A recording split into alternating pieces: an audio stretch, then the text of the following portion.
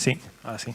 Bueno, pues empezamos estas jornadas la hemos estructurado en 3 partes: investigación, innovación y divulgación, y empezamos con Carmen López Santos, que actualmente tiene un contrato Ramón y Cajal vinculada al Departamento de Física Aplicada 1, pero que trabaja también en el Instituto de Ciencia de Materiales en el grupo de nanotecnología de superficie y plasma. Ella es licenciada en física, ingeniera de materiales de esta casa, hizo la tesis en este grupo y actualmente tiene un contrato Ramón y Cajal, tiene más de 60 publicaciones, 3 patentes, 3 proyectos de investigación vigentes, y su área de especialización es en técnica de vacío y plasma para fabricación de películas delgadas y tratamientos superficiales. Un perfil investigador bastante importante. Y nada, tiene la palabra.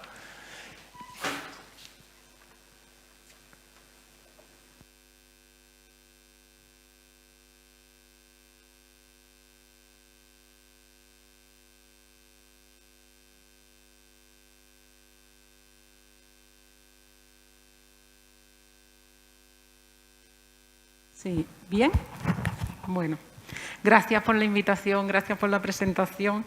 Es un orgullo y es una responsabilidad para mí volver a este sitio al que yo entraba o bien para asambleas o bien para examinarme. Entonces, una serie de sentimientos encontrados, pero me da un montón de alegría volver a la facultad y estrenar esta jornada de celebración del Día de los Materiales que organiza la SOCIEMA, que lo asigna al primer miércoles de noviembre y coincide con que yo también inauguré en su día lo que fue el segundo ciclo que se trajo a la facultad con la ingeniería de materiales.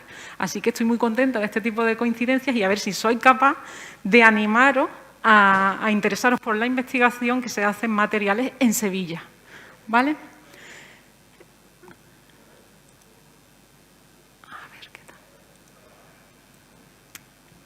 Bueno, mi propuesta, bien, aquí, mi propuesta es la de hablaros hoy de láminas delgadas y nanoestructuras multifuncionales fabricadas por técnicas de vacío y plasma, ¿vale? Aprovecho que en las redes sociales hace muy poquito un chico se ha interesado por el apelativo, por el calificativo de láminas delgadas, que es cómo de delgada es una lámina, ha comentado. Y precisamente es con lo que yo quería empezar esta discusión. Una lámina delgada hace referencia a materiales cuyo espesor está por debajo de la micra, ¿vale? Que va de unos pocos de nanómetros hasta la micra. Y consideramos que son láminas delgadas cuando los... ¿qué pasó?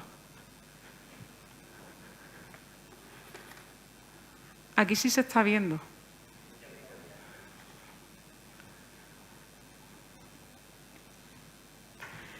Bien, pues consideramos que son láminas delgadas cuando los soportamos en sustratos de referencia, mientras que podemos utilizar el sinónimo de recubrimiento cuando ya pensamos en geometrías, no sé por... No sé qué está pasando. Bueno, en geometrías, ¿vale? Estos materiales en superficie, cuando estamos hablando de un espesor de una micra, estos materiales en superficie tienen propiedades diferentes a las del material volumétrico, ¿vale? Porque su acondicionamiento a la hora de fabricarse genera una serie de tensiones a las que no se le somete cuando está en el material másico, ¿vale? Entonces tenemos 3 aspectos a los que hacer alusión para investigar en superficies o en láminas delgadas, ¿vale? Uno es qué tipo de interacción quiero tener con el entorno, ¿vale? ¿Qué tipo de propiedades voy a generar en esta superficie? ¿Qué tipo de adhesión voy a tener al sustrato que vamos a recubrir con esta lámina delgada, con esta capa fina, con este recubrimiento? Y ¿qué tipo de propiedades específicas va a desarrollar esta lámina delgada, esta capa fina, este material con espesores por debajo de la micra, ¿vale? Bueno, si jugamos también con fabricar materiales cuya algunas de sus dimensiones o bien todas estén en el orden de la nanoescala, ¿vale? Por debajo de la nanoescala, podremos estar hablando de nanopartículas, nanotubos, nanofibras, chips, láminas y materiales tridimensionales, ¿de acuerdo? Entonces podremos estructurar materiales en la nanoescala. Y esto tiene multitud de aplicaciones pues, en fotónica, en energía, en catálisis, en microelectrónica y en biomedicina, ¿vale? ¿Y por qué traigo yo hoy las técnicas de vacío y plasma? Bueno, pues porque son las técnicas en las que mi grupo de investigación es especialista, ¿vale? Son técnicas de vía seca y son técnicas en las que se crecen materiales en configuración bottom-up, ¿vale? Eso significa que vamos a crecer un material desde abajo, haciendo agregados desde abajo, depositando y adhiriendo sobre un sustrato y va a crecer ese material hacia arriba, ¿vale? En las técnicas de vacío nosotros vamos a partir de procesos de condensación de vapores en condiciones de supersaturación, ¿vale? Y en estas condiciones normalmente los átomos van a llegar aquí al sustrato, ¿vale?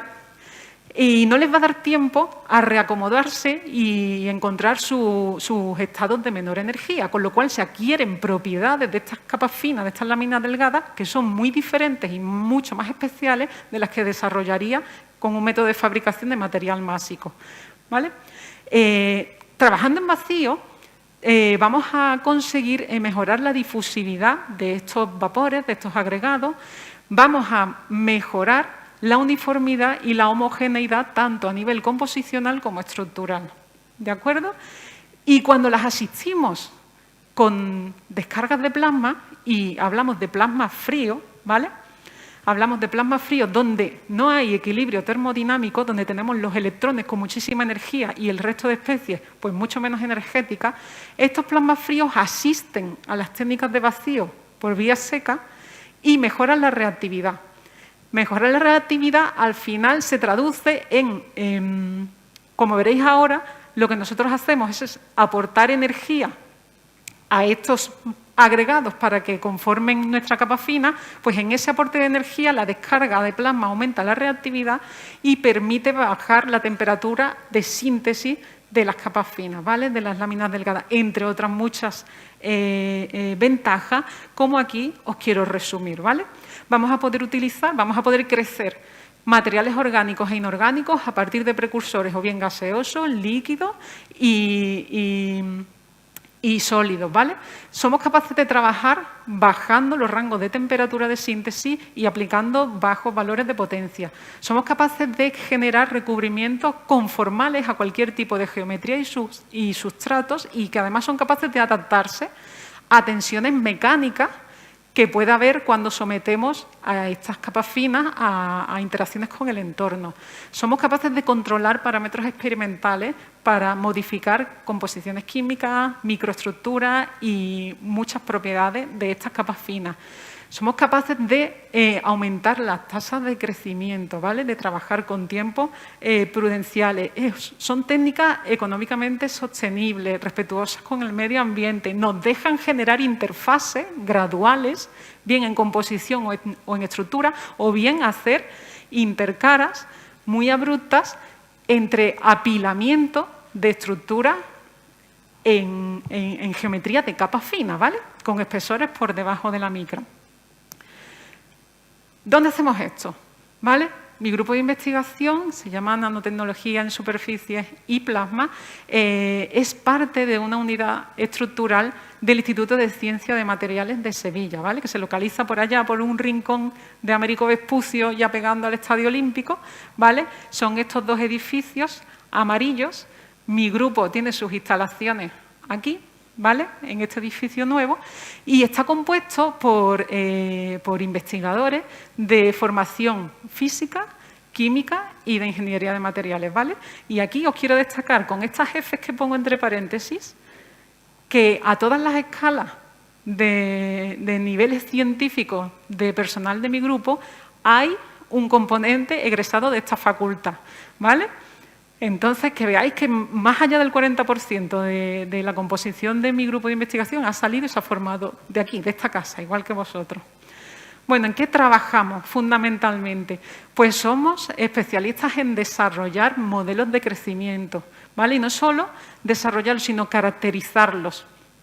Caracterizar interacciones de interfaces, de monocapas con los sustratos, de estudiar cómo crecen esos recubrimientos y de caracterizarlos experimentalmente mediante microscopía, ¿vale?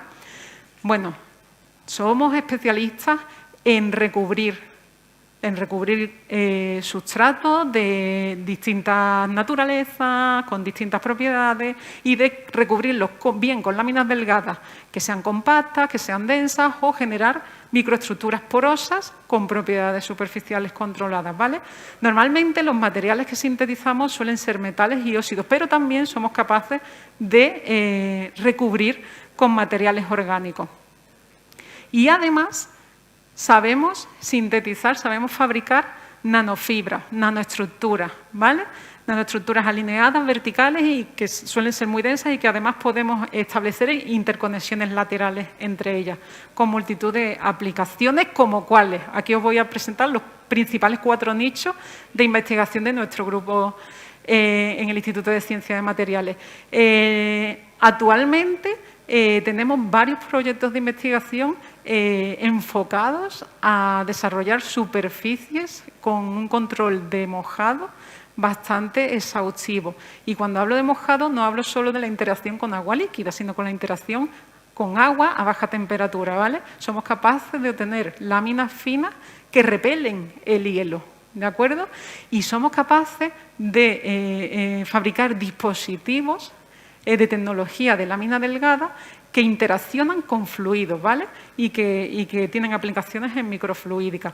El otro nicho importante es el de las aplicaciones ópticas, ¿vale? Somos capaces de hacer recubrimiento decorativo, de tener dispositivos fotónicos en sistemas de multicapa, de obtener emisores de luz, de obtener guías de onda. A la vez, le podemos dar también utilidad a estas láminas delgadas y nanoestructuras como sensores, normalmente sensores que responden eléctricamente u ópticamente a la presencia de compuestos orgánicos volátiles y otros contaminantes, ¿vale? Y también estamos bastante interesados en desarrollar dispositivos nanotecnológicos que sean capaces de almacenar energía y de producirla, como las celdas solares, ¿vale? Hay otros aspectos de investigación en los que también estamos bastante interesados, que es la aplicación de la ingeniería de superficies a la biomedicina, ¿vale? O estudios de plasma en catálisis y reformado, ¿vale? Plasmas a presión atmosférica. Bueno, de todas estas aplicaciones yo quiero traer algunas pinceladas de cómo se hacen esos materiales, ¿vale? ¿Y para qué se hacen? ¿Qué son? ¿Cómo se hacen? ¿Y para qué se hacen? No de todas, ¿vale? Más o menos en las que yo estoy involucrada en mayor o menor medida y que sean actuales. Bueno, ¿cómo hacemos estos materiales? ¿Vale? ¿Cómo son esas técnicas de vía seca que nosotros utilizamos para crecer láminas delgadas? Pues, en primer lugar, os voy a hablar un poquito de lo que son las técnicas de deposición en fase vapor por vía química, ¿vale? Lo que hacemos es activar térmicamente unos precursores que entran en un reactor y esos precursores reaccionan o bien entre el espacio del reactor o sobre la superficie del sustrato en el que se va a generar esa lámina delgada.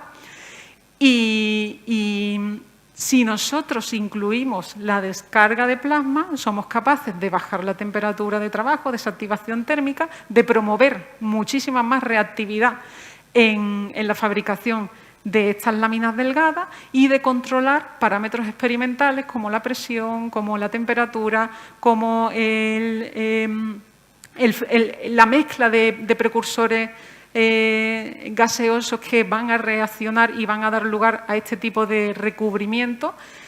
Aquí veis en este ejemplo cómo cambiando presión, ¿vale?, o cantidad de flujo o temperatura somos capaces de tener capas amorfas o capas columnares o desarrollar estructuras cristalinas, ¿vale?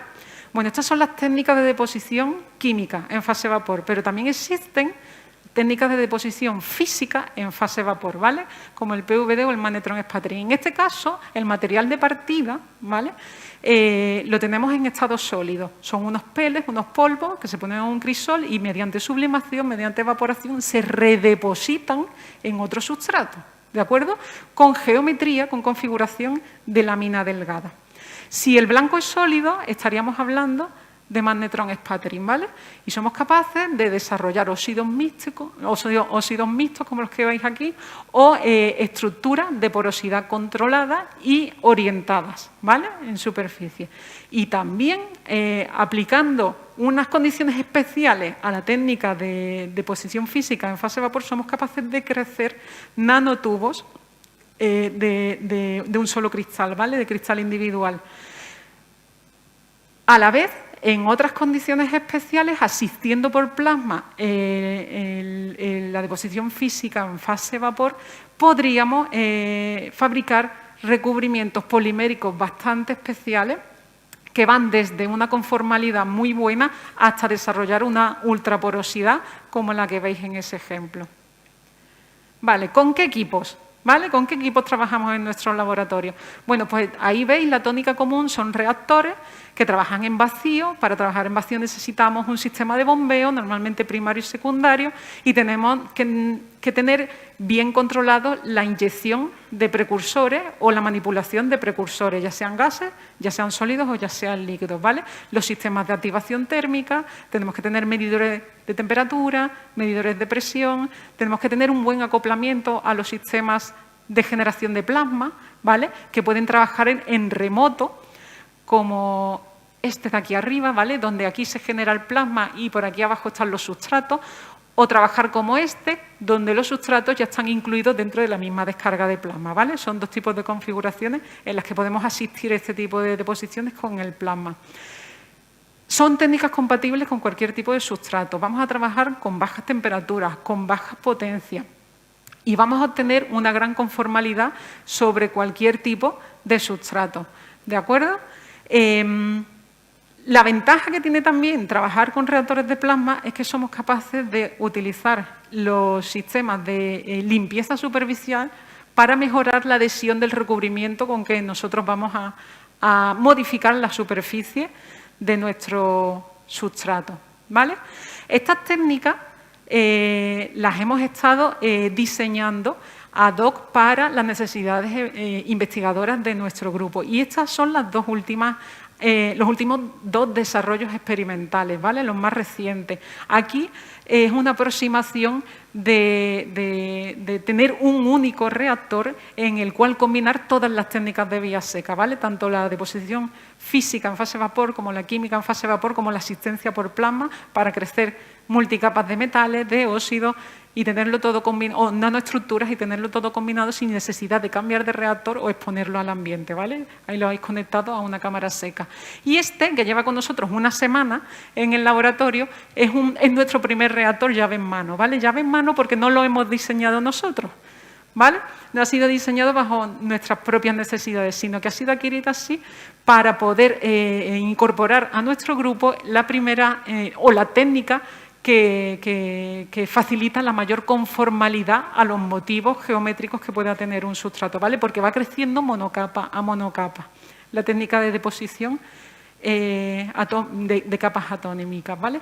Todas estas técnicas las asistimos también con procesados láser, las podemos combinar con técnicas de vía húmeda como un spin coating, podemos hacer diseños de caminos y circuitos con una impresora de microgota y quisiera destacar algunas de las técnicas de caracterización que también hemos desarrollado para analizar las capas finas, ¿vale? Las láminas delgadas, como puede ser este equipo de análisis de porosidad, ¿vale? Mediante isotermas de absorción en capas finas, en geometría de capas finas, somos especialistas en microscopía, tanto de transmisión electrónica, de barrido o microscopía de fuerzas atómicas.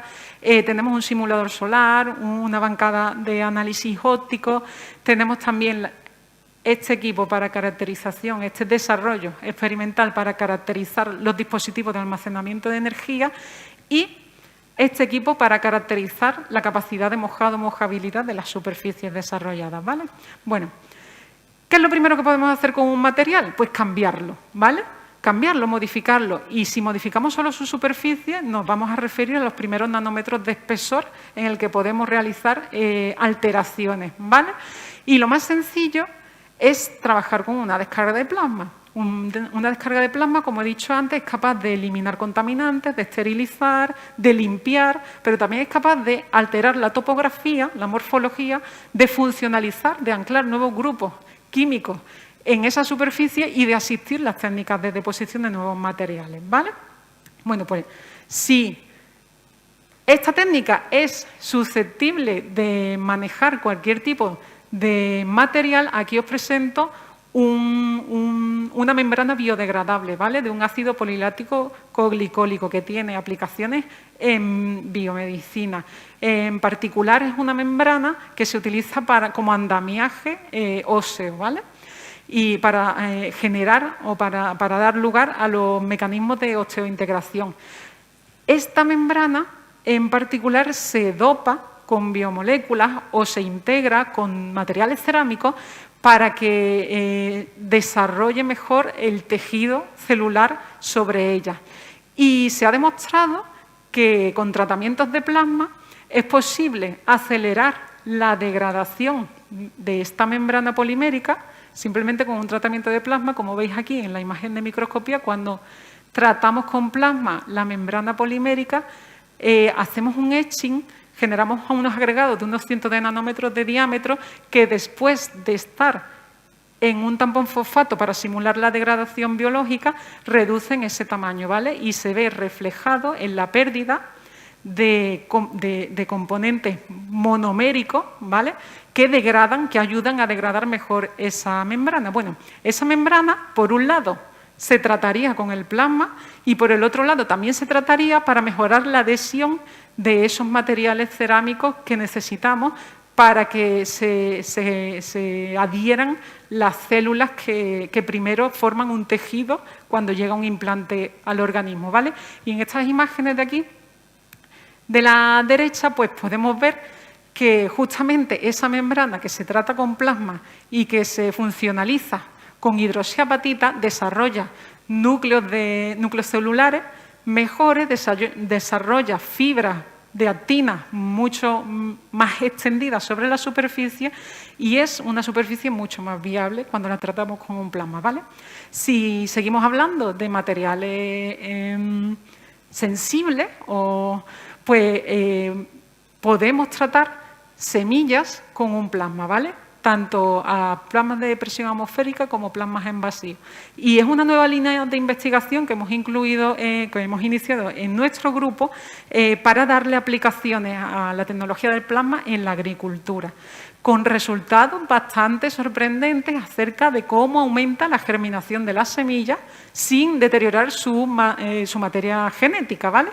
Su material genético. Somos capaces de aumentar muchísimo la germinación de las semillas después de tratarlo superficialmente con un plasma. ¿Qué hace el plasma realmente en las semillas? Pues en eso estamos investigando, ¿vale?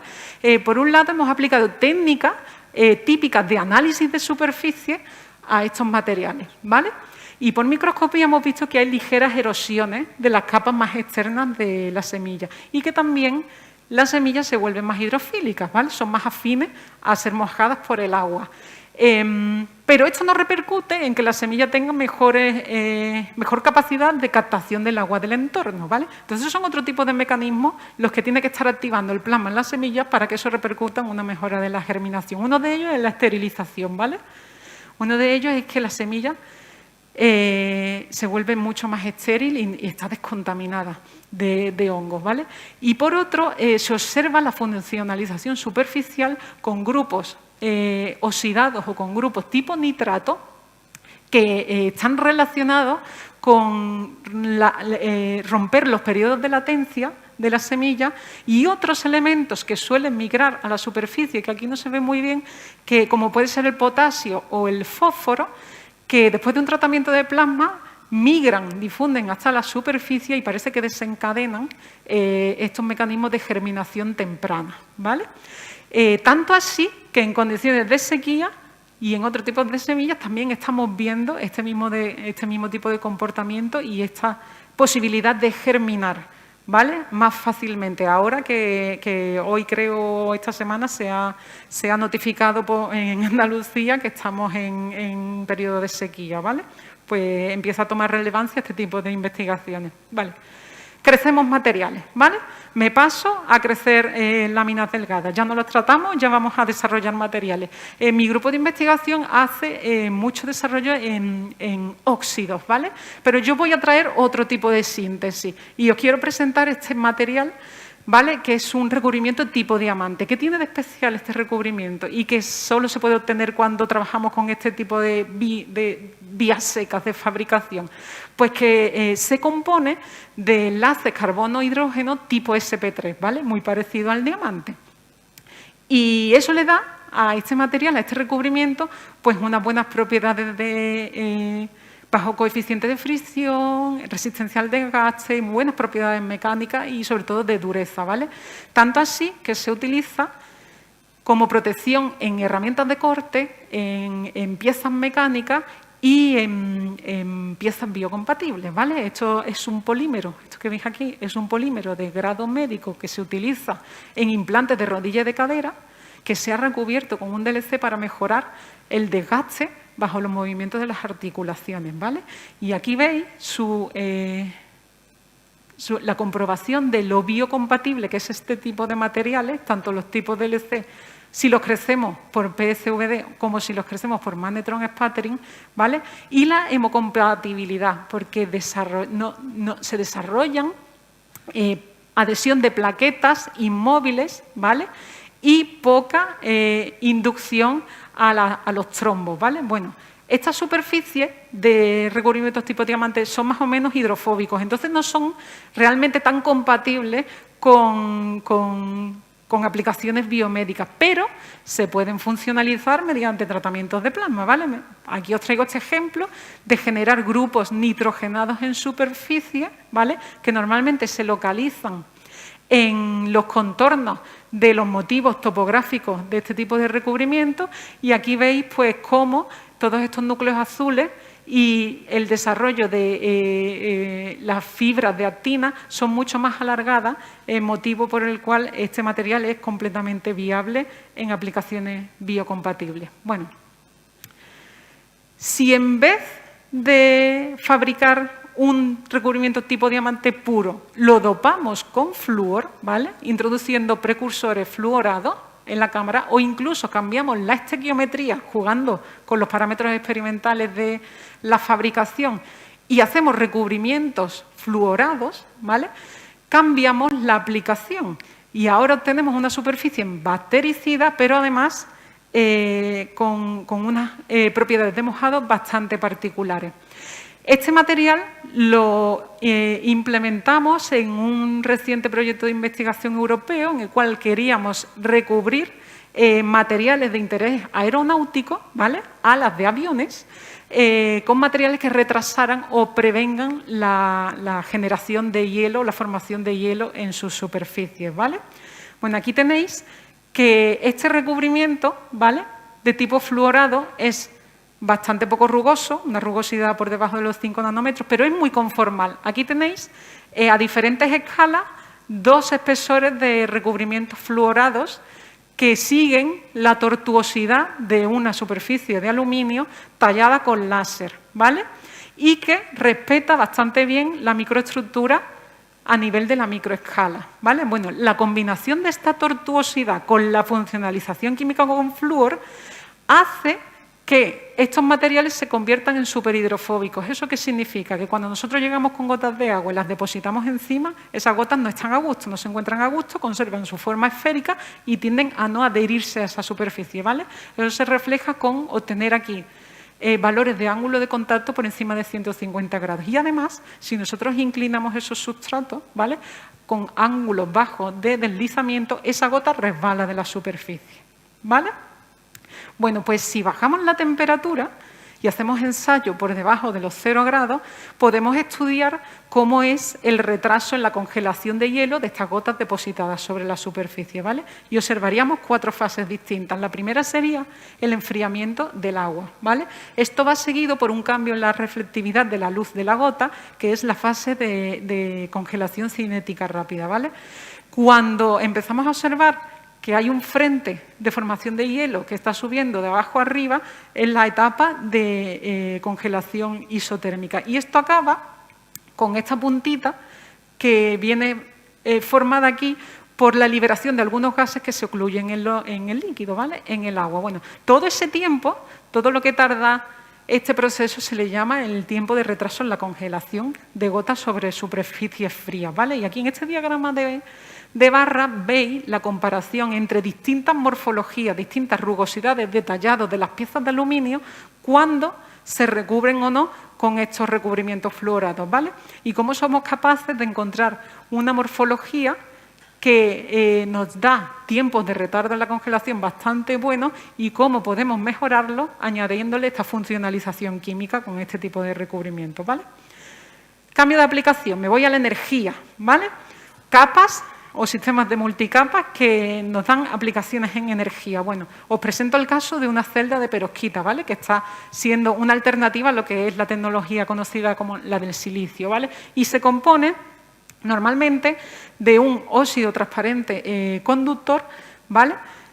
Y de un material absorbedor, ¿vale? Por el óxido transparente conductor captamos la luz, se absorbe en este tipo de material, ¿vale? Y ahí se genera, por efecto fotoeléctrico, un par electrón hueco, ¿vale? Bueno, ese absorbedor lo metemos en un sándwich entre semiconductores tipo P y tipo N para que mejore la extracción de carga, ¿vale? Hacia los electrodos y provocamos una señal eléctrica, ¿de acuerdo?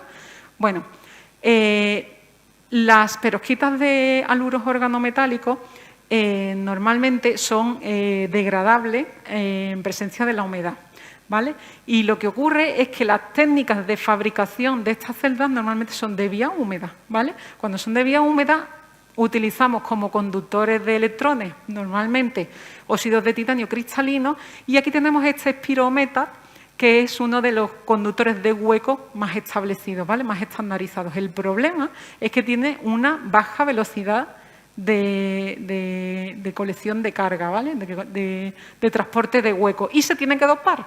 Y los cationes que dopan a estos conductores de hueco pues son higroscópicos. Entonces captan humedad y degradan el absorbedor, degradan a la perovskita, ¿vale?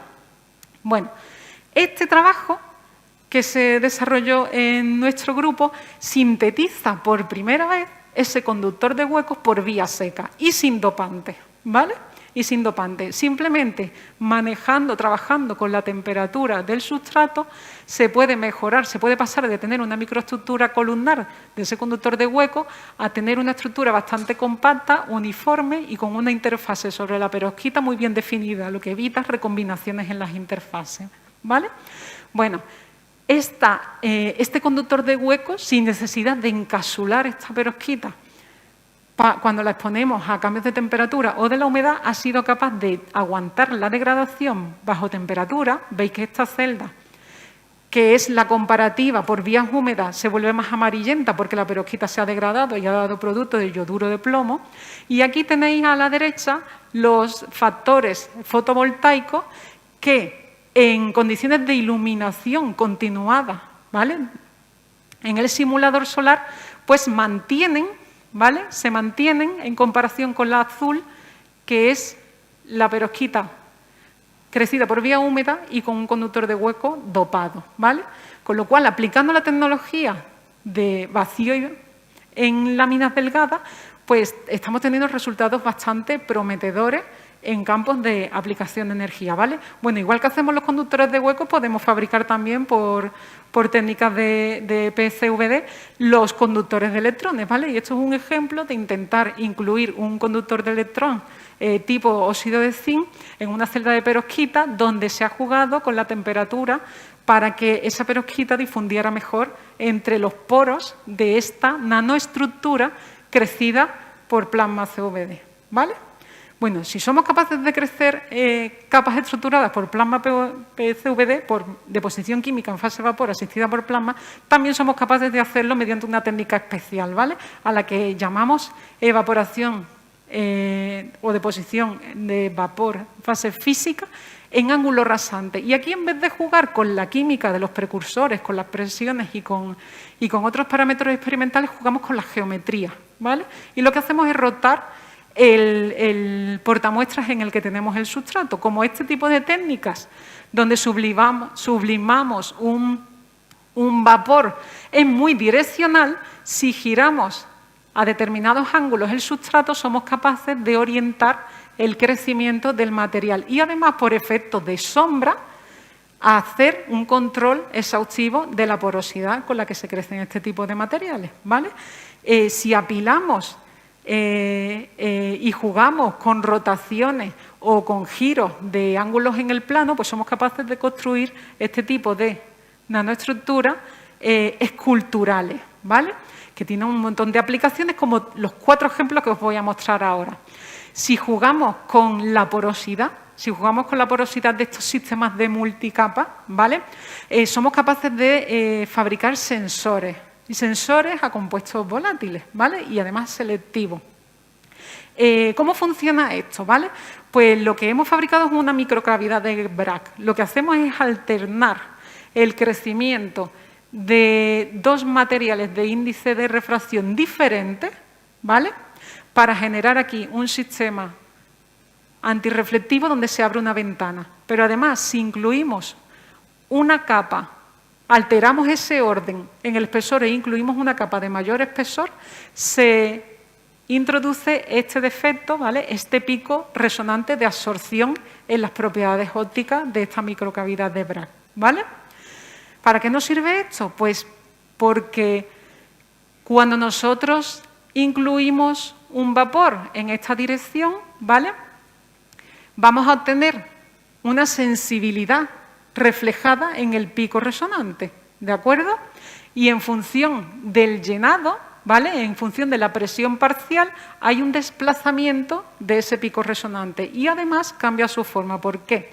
Porque estas estructuras son birrefringentes y si nosotros medimos con polarizadores y orientamos el campo eléctrico, ¿vale? De la luz, de la onda electromagnética, en función de, en direcciones paralelas a la asociación de estas nanocolumnas o en la contraria, somos capaces de medir una birrefringencia. Bueno, pues cuando los poros de esta estructura se llenan, además de desplazar este pico resonante, la birrefringencia se pierde y somos capaces de determinar unas isotermas ópticas que nos dan cuenta de qué presión o qué cantidad se han llenado esos poros y además es sensible a los gases, ¿vale? Es sensible a qué tipo de box, a qué tipos de compuestos orgánicos volátiles. Es más, estas microestructuras porosas se pueden funcionalizar con moléculas orgánicas fluoradas, de manera que utilizamos el argumento de funcionalizar hidrofóbicamente una superficie y en presencia de humedad ser selectivos a los componentes orgánicos a los compuestos orgánicos volátiles, ¿vale? En este esquemita nosotros lo que tendríamos es una funcionalización de los poros, interna de los poros, con lo cual repele que se llenen, impide que se llenen con vapor de agua, pero sí deja pasar a los box que queremos detectar, ¿vale? Y tendríamos un sensor selectivo de este tipo de elementos, ¿vale? Jugamos también con esta misma característica, ¿vale? Estamos fabricando un andamio que es capaz de llenar su estructura porosa o bien con fluido o bien con moléculas, ¿vale? Si utilizamos estas mismas moléculas orgánicas o utilizamos unos líquidos lubricantes, ¿vale? Que lo que hacen es que tengamos una superficie resbaladiza denominada slips, ¿vale? Pues en el mismo proyecto europeo de investigación en el que estábamos desarrollando superficies hielofóbicas, teníamos estas 2 estrategias, ¿vale?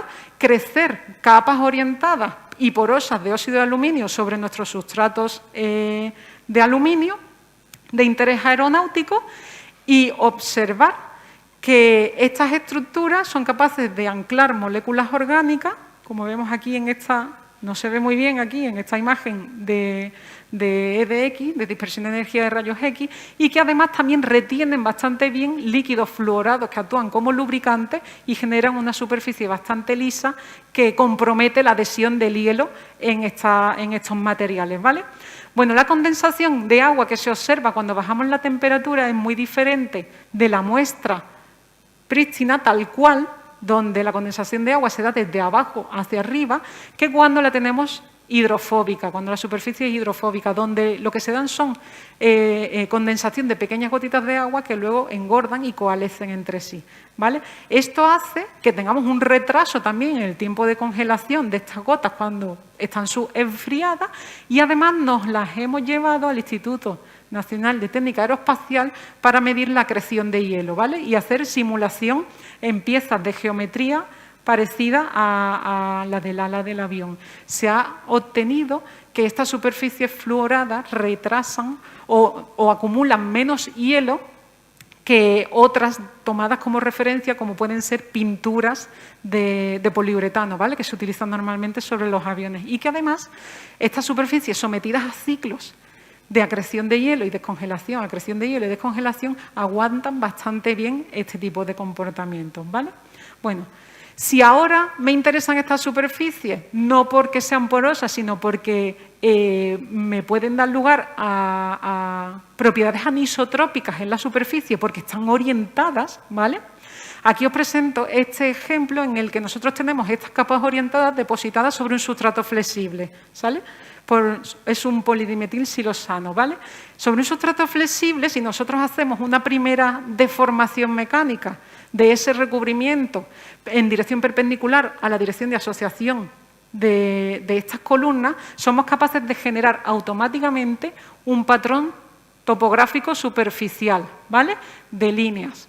Y que esas líneas, la distancia entre esas líneas depende del ángulo de inclinación de las columnas que tengamos, ¿vale?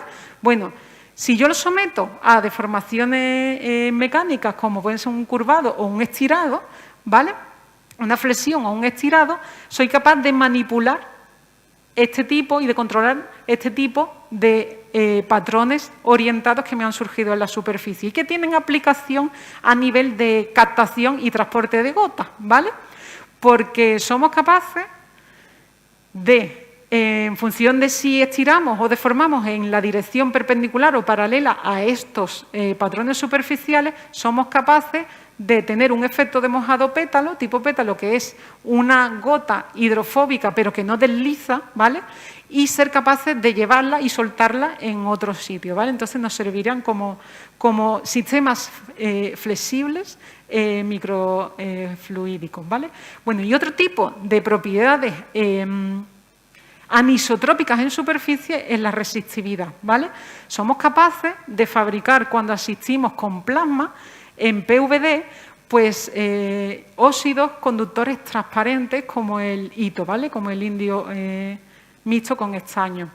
Aquí veis la microestructura que somos capaces de desarrollar y esta orientación de las columnas y asociación en superficie da lugar a que haya una interconexión de la resistividad, a pesar de que sean planos, como hemos medido por microscopía atómica microscopía de fuerzas atómicas conductivas, ¿vale? Y además, no solo interconexión en la superficie, sino que también a lo largo de la columna, ¿vale? Parándonos en una única columna, haciendo una IV, vemos que también hay conductividad a través de ella. Vale, yo quería aprovechar la oportunidad de traerme también este ejemplo de cómo somos capaces de generar también anisotropías resistivas en una superficie con capas finas que se han tratado con láser, ¿vale? Donde se han desarrollado patrones superficiales de láser, donde se ha hecho ablación de ese material y donde somos capaces de obtener cambios de casi 2 órdenes de magnitud en función de dónde se mida, de en qué dirección se mida la resistividad en estas superficies, ¿vale? Bueno, cambio. Y os presento otra técnica especial, ¿vale? Que es la de fabricación de polímeros orgánicos. ¿Qué tiene esto de curioso o de diferente a los polímeros que os he mostrado antes por plasma, ¿vale? Que cuando tenemos la descarga metida dentro del sustrato y del reactor habrá fragmentación y recombinación y reactividad, ¿vale?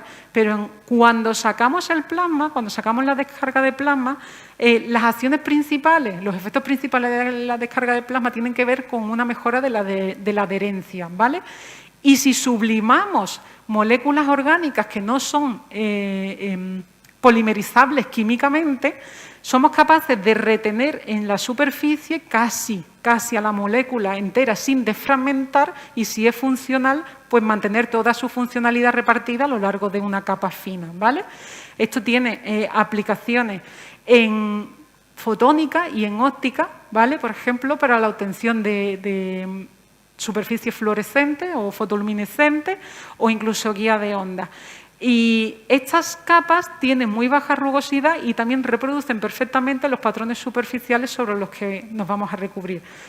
Yo no os voy a traer un ejemplo concreto de óptica o de fotónica, pero me quiero fijar en el de un desarrollo biocompatible, ¿vale? ¿Por qué? Porque también son capaces de retener moléculas funcionales antisépticas, ¿vale? Y si venimos con moléculas de clorexidina, somos capaces de polimerizarla por plasma o tener capas finas, ¿vale?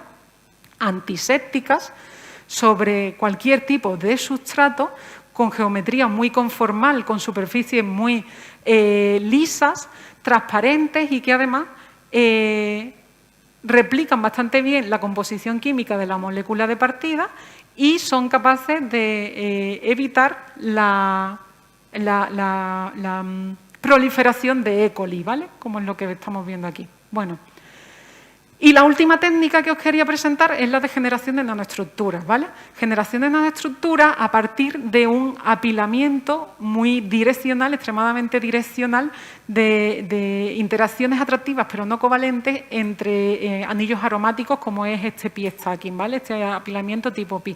Entonces, partimos de moléculas orgánicas pequeñas también que somos capaces de sublimar, ¿vale? Que no necesitamos mucho vacío, que las temperaturas de procesado son también muy bajas, que es compatible con todo tipo de morfologías de sustrato y que además es compatible con las otras técnicas que os he estado presentando, con lo cual se abre un abanico de posibilidades para generar superficies. Pero los 4 puntos fundamentales que hay que tener claro es que necesitamos una rugosidad de sustrato importante para generar centros de nucleación, ¿vale? Y necesitamos que las moléculas precursoras sean piorgánicas, ¿vale? Piconjugadas, que sean de tipo perileno, rodamina, porfirina, que son capaces de apilarse direccionalmente. Entonces, ¿cómo funciona esto? Pues tenemos nuestros núcleos, ¿vale? Nuestros centros de nucleación, donde llegan los vapores sublimados, ¿vale? Estas moléculas, activando térmicamente, son capaces de difundir, ¿vale? Y son capaces de reordenarse y colocarse y apilarse una encima de la otra, de manera que somos capaces de crecer un cristal ordenado de un nanohilo orgánico, ¿vale? De un nanohilo orgánico. Si lo compatibilizamos con otras técnicas de activación por plasma o de crecimiento de capas finas, somos capaces de recubrir estos nanohilos orgánicos, bien conformalmente, bien con microestructuras, con óxidos o con polímeros, con los materiales que os he enseñado que sabemos hacer, ¿vale? Y estas nanofibras podríamos vaciarlas del material orgánico con un recocido, ¿vale? Más o menos suave, que si se hace de manera lenta nos deja cerrada la nanofibra y si lo hacemos de manera rápida somos capaces de poner las huecas, ¿vale? De dejar las huecas y descabezadas. Aquí os quería demostrar que precisamente la importancia de tener centros de nucleación, ¿vale? Centros de nucleación que puede provenir de la rugosidad de un papel, que puede venir de la porosidad de una rejilla metálica, que pueden venir de electrodos interdigitados, de un grafeno, ¿vale? Sobre grafeno, pero necesitamos tratarlo con plasma para generar ciertos defectos sobre los que estas moléculas empiecen a apilarse, ¿vale? Y que además este método que llamamos el método de plantilla suave o el método suave de plantilla es porque estos nanohilos orgánicos nos sirven de plantilla para crecer otras nanoestructuras híbridas a partir de ellas, ¿vale? Y a partir de ellas pueden ser ellas mismas. Sobre ellas mismas somos capaces de apilar estas nanoestructuras, ¿vale? Y construir multicapas de nanofibras, ¿vale? Multicapas de nanohilos que además conservan algún tipo de conexiones laterales. ¿En qué aplicamos esto? Pues, por ejemplo, como guía de onda, son capaces de localizar la luz en sus extremos, ¿vale? Podemos fabricar nanohilos conductores de óxidos transparentes, ¿vale? Donde hemos tenido que aplicar tecnologías bastante avanzadas para aislar un único nanohilo y medir conductividades sobre él, que están muy del orden de los nanohilos cristalinos que se obtienen por otro tipo de procesos más estandarizados. Además, podemos construir nanoárboles donde haya una resistividad conectada también lateralmente y en superficie. Podemos construir fotoánodos de celdas de colorantes, ¿vale? ¿Por qué? Porque aprovechamos la gran superficie específica que nos permite absorber colorante, donde se produce el par electrón hueco, ¿vale? Y además, al ser cristalinos, todo lo que recubre el nanohilo es cristalino y es capaz de recolectar bastante bien la carga, ¿vale? Hacia los electrodos. De hecho, aquí tenéis el proceso en el que se pone una máscara, se ponen las semillas orgánicas, se ponen las semillas, la cáscara inorgánica y se vacía, ¿vale? Cuando se vacían estas nanoestructuras, la apariencia que tienen es esa, es blanquecina. ¿Por qué? Porque son centros de scattering de luz, son centros de dispersión de luz, ¿vale? Pero esto nos beneficia junto con la alta porosidad de estas nanoestructuras, porque son capaces de retener en su interior la luz mucho más tiempo y generar muchos más pares electrón huecos, ¿vale? Con lo cual mejoran la eficiencia. Quería destacar que este apilamiento que habéis visto antes, ¿vale? Este apilamiento que habéis visto antes, que en longitud mide 14 micras, el área de óxido de titanio o de óxido de zinc que se ha utilizado para esta nanoestructura equivalente es solo de 2,5 micras, ¿vale? Y con solo 2,5 micras de material somos capaces de mejorar el rendimiento de estas celdas hasta el 4,7%, ¿vale? Estas celdas, el mejor resultado que se ha tenido es con un material cristalino de 40 micras y ha llegado al 8%, con lo cual es una estrategia bastante competitiva. ¿Qué más podemos hacer con ello? Pues aplicarlo a sistemas de ventanas inteligentes que son fotoactivas. ¿Qué quiere decir eso? Que si tenemos sustratos recubiertos por estas nanofibras y las iluminamos con luz ultravioleta, somos capaces de convertir su estado de mojado superficial desde hidrofóbico a hidrofílico y cambiar su forma de mojado simplemente por activación con luz, ¿vale? ¿Qué más podemos hacer con ellas? Pues aprovechar que son superhidrofóbicas, que estas nanoestructuras son superhidrofóbicas porque estamos combinando varias escalas. La escala que te da la densidad de nanofibra y la rugosidad que tú tienes en la superficie, ¿vale? Escalas en la micro y en la rugosidades en la micro y en la nanoescala. ¿Para qué aprovechamos eso? Pues podemos hacerlo para sensores SERS, ¿vale? Sensores de biomoléculas mediante espectroscopía Raman. ¿Por qué? Porque podemos decorar también estas nanofibras con nanopartículas metálicas, ¿vale? ¿Con qué objetivo? Pues con el objetivo de localizar una resonancia de los campos electromagnéticos en esos plasmones de plata, ¿vale? Con el objetivo de utilizar la mínima cantidad de analito, porque son superficies superhidrofóbicas, ¿vale? Que mantienen gotitas esféricas. Y porque aumentamos la sensibilidad y la especificidad, ¿vale? Porque también somos capaces de retener a los fotones mucho más tiempo en estas estructuras gracias a que son centros de scattering, ¿vale? Si en vez de utilizar carcasas de óxido utilizamos carcasas poliméricas, ¿vale? Podemos tener materiales que son flexibles, ¿vale? Y que son flexibles a ciclos de enfriamiento y de calentamiento, ¿vale? Se adaptan a esas tensiones, se adaptan a esos estrés de ciclos y mantienen su comportamiento de repulsión al agua, ¿vale? En este caso, o a la formación de hielo. Como son porosos, también son capaces de retener líquidos lubricantes en su interior y retrasar bastante la congelación en su superficie. Y además son capaces de incorporar mojados selectivos, ¿vale?, en membranas porosas. En membranas porosas, ¿por qué? Porque las podemos convertir en superhidrofóbicas, mientras que son oleofílicas. Y somos capaces de separar cantidades muy pequeñas de estas emulsiones agua-aceite, ¿vale?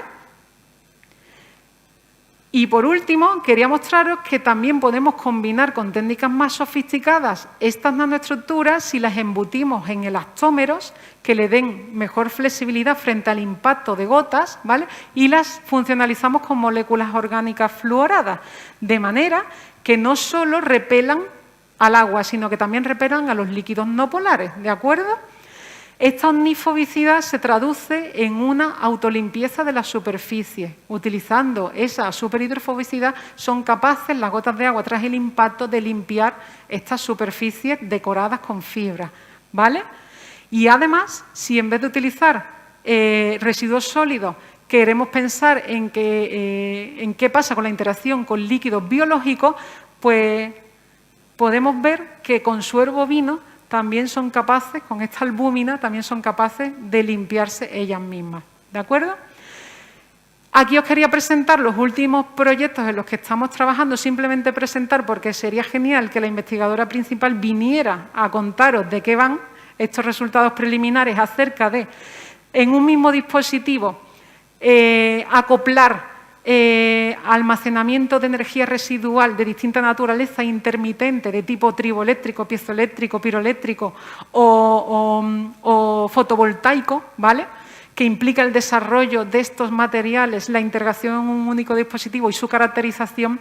Y, por otro lado, este proyecto europeo que lo que trata es de activar superficies mediante ondas acústicas para romper la adhesión del hielo que se ha generado sobre ellas mismas de una manera mucho más eficaz y ecosostenible. Y bueno, hasta aquí mis gracias y gracias a vosotros por haberos interesado en estos temas de investigación.